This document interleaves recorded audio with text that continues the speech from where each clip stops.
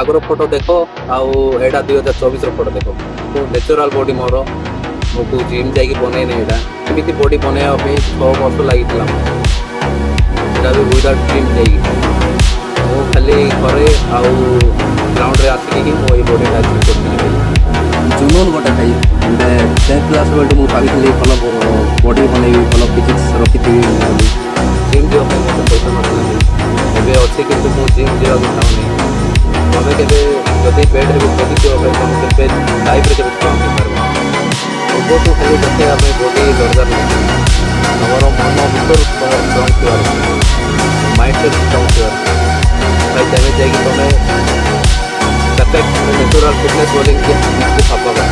ମାନେ ଭାବ ଭାଇ, ମୁଁ କଲେଜ ଲାଇଫ୍ରୁ ମୁଁ ଷ୍ଟାର୍ଟ କରିକି ଆଜି ଯାଏଁ ଭାଇ ଜିମ୍ ଯିବାର ମୁଁ କେବେ ଯିବା ପାଇଁ କେବେ ଭାବିନି ଭାଇ। କାହିଁକିନା ମୋତେ ନ୍ୟାଚୁରାଲ ଭାଇ ବଡି ବନେଇବା ପାଇଁ ମୋତେ ହେଇଯାଉଛି, ମୁଁ ମେଣ୍ଟେନ୍ କରିଦେଉଛି ଭାଇ।